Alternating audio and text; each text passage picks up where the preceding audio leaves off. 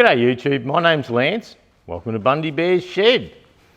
Well, the weather report, 19 to 26 degrees C, and we have showers this morning. So there's a bit of sun coming between the showers. So what happens in the shed here is that you have a bit of a shower and it gets too noisy to film. So you pull her up for a bit and try and shut the whole show down a bit, then catch up where you took off. Then the sun comes out, so then the shed expands and the sun creaks, makes the shed creak and expand and all that. So we're fighting with sound today, but I can dial a lot of that out. I'm have the gear now to get most of it out, but when it rains on the roof, the background noise is that big that you look at the sound levels on my recording software and you can see it's coming in hot and strong, but a couple of little hiccups here and there, just with the normal shed creaking and all that, we can deal with that.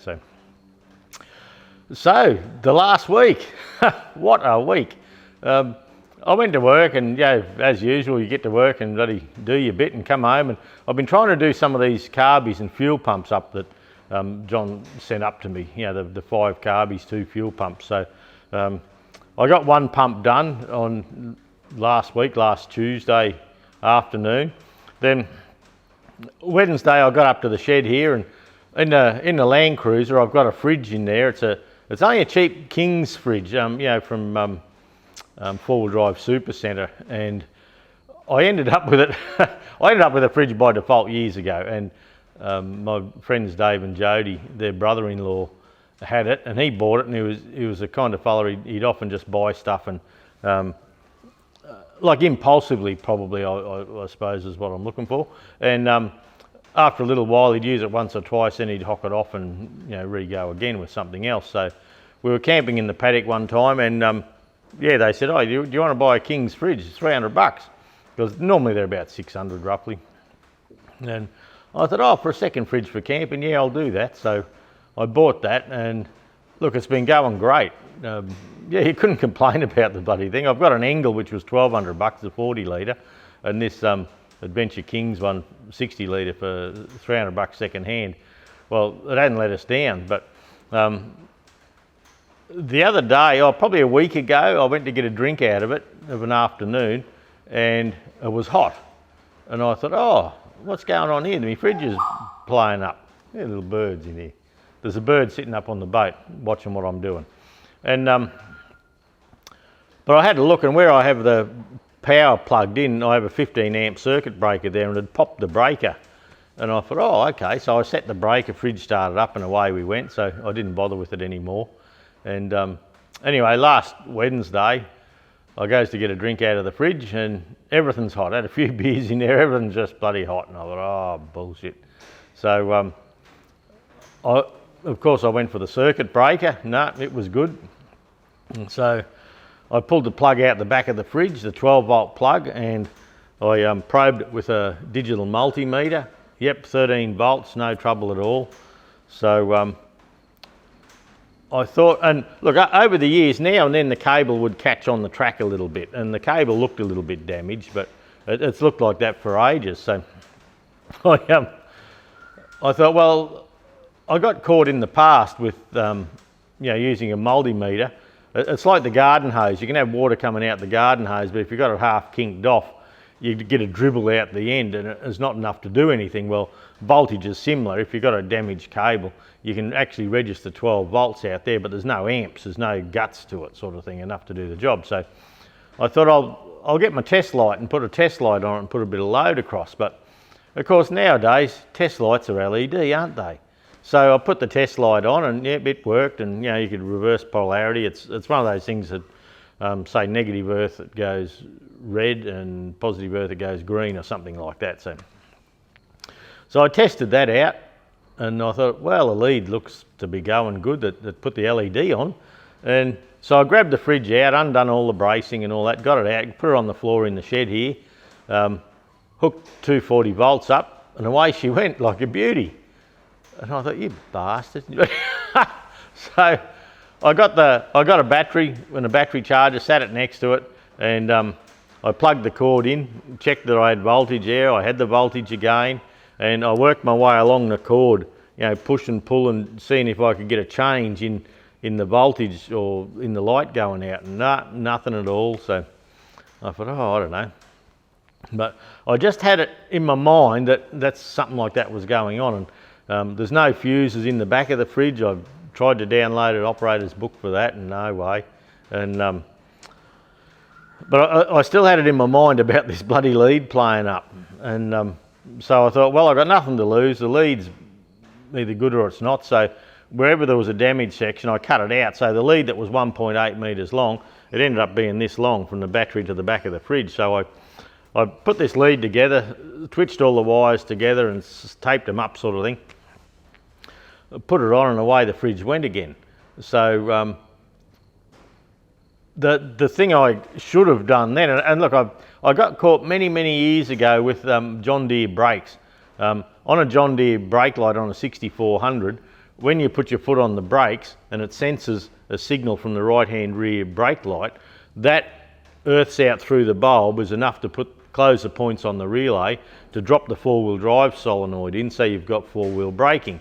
And I remember one time I was bugging around with one and I had a heap of, you know, got the multimeter going and I had a heap of 12 volt there, and well, it looked like I did, but when I actually put an old bulb type test light on it, there was nothing there. There wasn't enough guts and wasn't enough amps to actually do any work. So it's a bit of a trick with some of these new multimeters. They're that accurate and that sensitive that they can pick up this little voltage. So anyway, I had a bit of big lead, a twin core big lead. So I've actually made a whole new lead and I've wrapped it in conduit and all that. So I've got the fridge going, but that was 2 afternoons worth of work. Yeah, one afternoon I buggered around with it a bit, then it got dark and I was, up this, I'll go home. And then I thought, I'll just buy a new bloody fridge. And I looked at buying a fridge, and I've got a fridge slide, you know, you pull the lever and the fridge drops down so you can see your beer. And so the next afternoon it just wasn't sitting right, so we fixed the cable. So I didn't get a lot done in the shed for a couple of afternoons. And then, yeah, Thursday and Friday, Friday the kids come over for dinner, so yeah, you got to be ready early for that sort of thing. So yeah, so Tuesday was good. Wednesday, Thursday I worked on the fridge. Friday I had visitors, so nothing happened. So, but anyway, it doesn't matter. Last Monday I had my mates here, Paulie, Davey Recco, Grumpy Dave from next door, and JD come up. So we had a nice smoko. Jude made us scones and had a bit of a smoko here and a bit of a chat. So I've been getting I haven't been getting as much done in the shed as I'd like to get done. So anyway, we're working towards that. Last week, the new engine stand turned up. It's the same as the one that the Perkins is on. It's a machinery house, you know, Hare and Forbes, and they had them on special, so I bought one. It's still in the box. I haven't had time to unwrap it yet. The Scotch key on the Farmall 1928, 1929 Farmall regular, I haven't had time to deal with that either. So I'm hoping to do that today if I can. I've got all the crank out. I've got the bearings out of the Perkins. You can see the crank sitting up here, G-clamped to the bench. Well, that's how I chose to sit it for filming, and I have filmed pulling the crank out, and I have filmed measuring the crank. And the crank is, look, it's in really good nick. I was going to do it in metric and imperial, and ages ago I bought a cheap set of metric verniers, or micrometers, and look, I find if you measure something with them and then you do something else in the lathe, they're good enough for that, you know, if you have to keep a bit of a measurement, but you don't get too excited about them. But in this particular one, the anvil here and that doesn't quite line up 100%, and I ginned around with this yesterday for about an hour and a half, I reckon, trying to adjust it right and get it true, and the little test piece to pop in here, well, on the, what brand's this? My old one here, I think it's more than right. Yeah, Sheffield, England anyway. There's choppers going over the top. But when you use the test piece for that, it's got a nice ground radius end on it. Well, so when you test it and you put it in, gee, that chopper's loud. When you actually test it, even if it's slightly crooked, you're on a bit of a domed section, so you can get a good run with it. This bloody Chinese shit here, the 75mm one, is dead flat on the end, and you try and set it up there, and the ambles are out, so it's a heap of shit. Look, for when I've had, ages ago I had young blokes working here and that, I used to buy these cheapies because the good ones, they wouldn't look after them. So I've got an Old Faithful here, and this old Pommy one, it did the job nicely. It's 2 to 6 inch, so it's ideal for engines. And so I got it going, measured everything up here, and we're even on the high spec. Yeah, they give you measurements of, you know, you've got about 2 thou wear or something like that.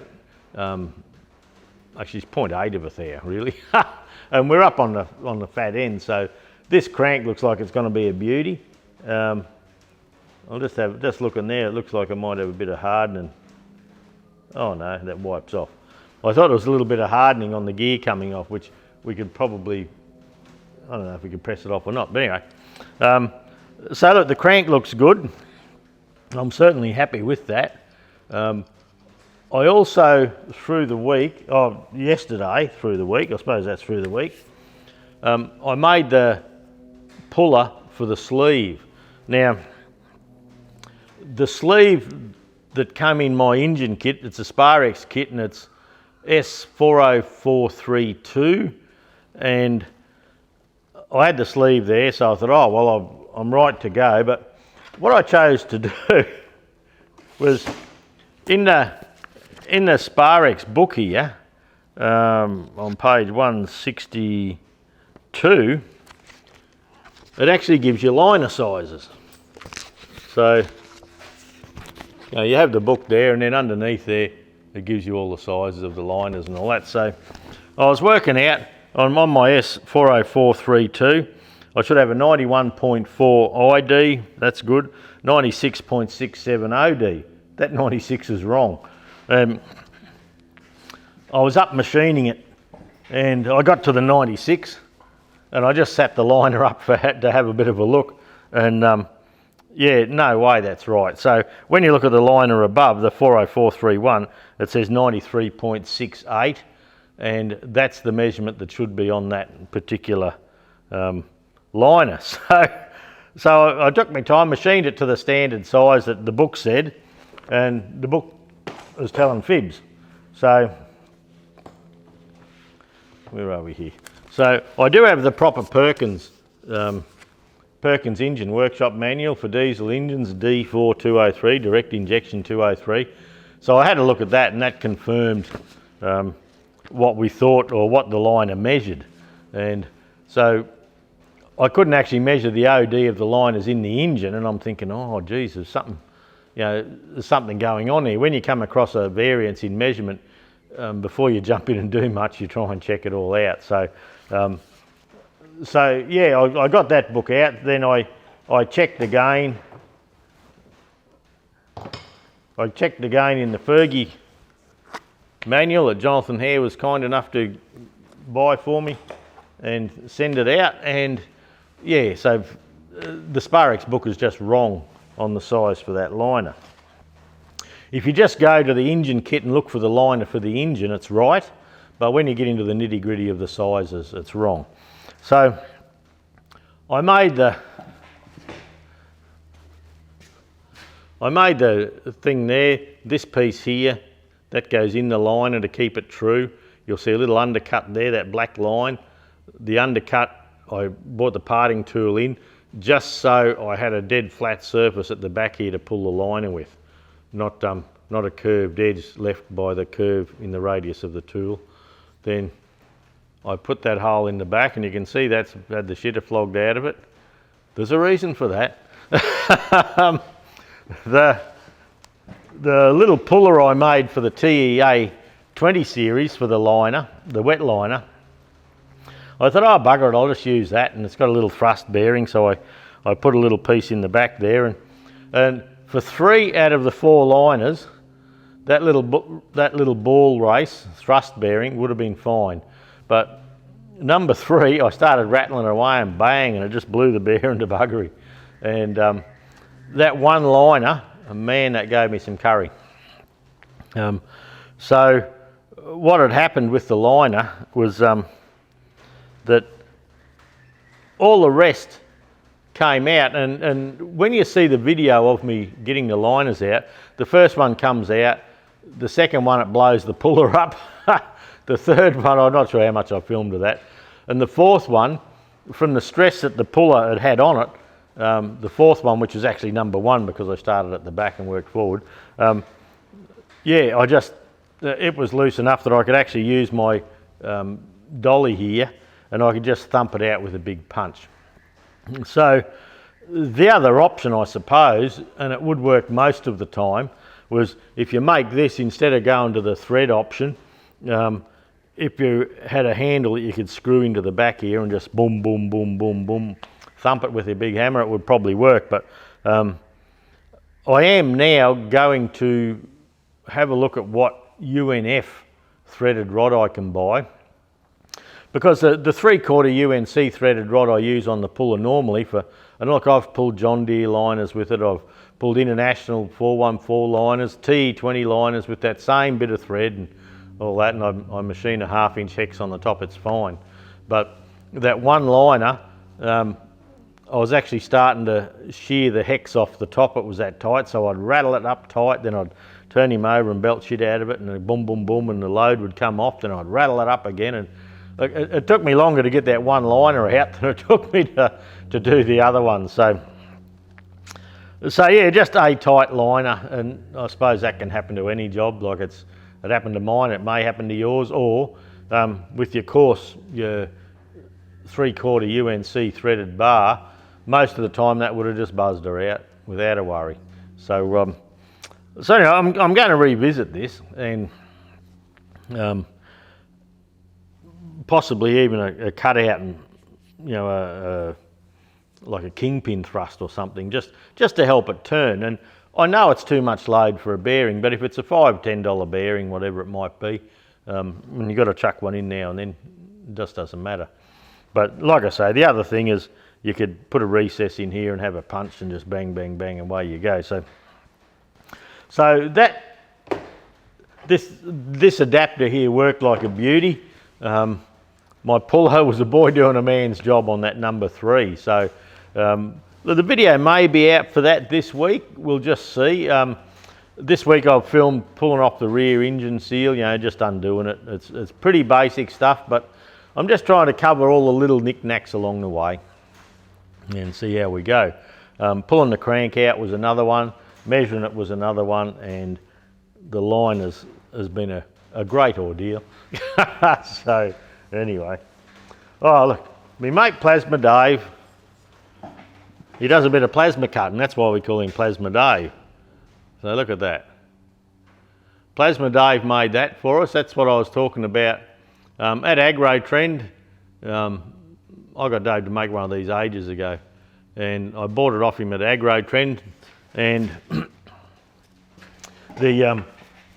my mate saw it and he wanted one, so I gave mine to my mate and Dave trotted in with that. Yeah, they're laser cut. I don't know how thick it is. I'm not going to suggest even. But yeah, he's got the grade pretty close.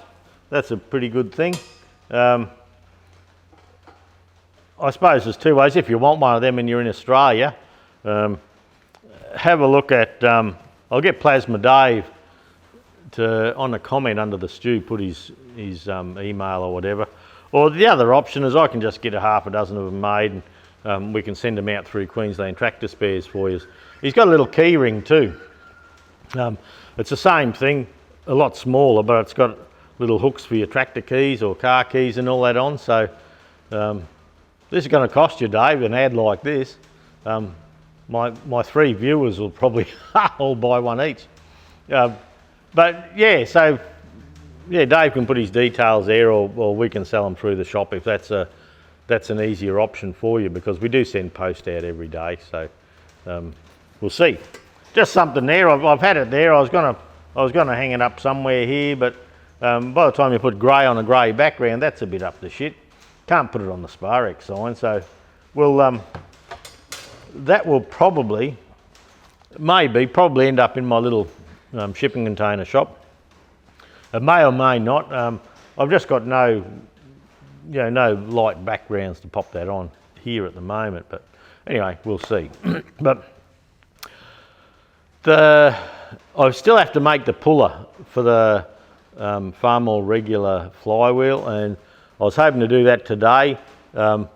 After I went up to the little machine shop yesterday, and I made this up, and I looked around and I thought, God, I've done 2 jobs I know without cleaning up. And I know when I did the axle of the 65, the pivot and all that, I just grabbed it and come up and got it going and fiddled around with it, and I didn't take the time to clean up, so the shop's a bloody mess. So yesterday afternoon I took some time to start tidying that up, and then the grandkids come out to ride bikes and bug around. So I didn't get that finished, but I am going to today go and clean my lathe up. The lathe is a bloody mess, and I'm just going to clean it up and tidy it up, and I'm going to look around for, like I say, some fine threaded bar. I don't think it'll be hard to find, and I might make a puller with a big UNF thread, so we'll have a look and see. Okay, look, that's it for the stew for today. Nothing exciting's been happening. I'm hoping to get that extra engine stand assembled, but until I get the flywheel off the Far More Regular and get that puller made for that flywheel and get that Scotch key out, not much point in, it's just getting too excited. It's just in the box there, out of the way. So it might be just as easy to leave it like that. So, but anyway, look, thanks for dropping by. There'll probably be a little bit of machining footage of this. There will probably be a video on just making this in the 65 series with the measurements and all that, but at the end of the stew, sometimes, I know a lot of you like machining, so I'll pop a bit of machining in on this, and we'll catch you all next week, eh?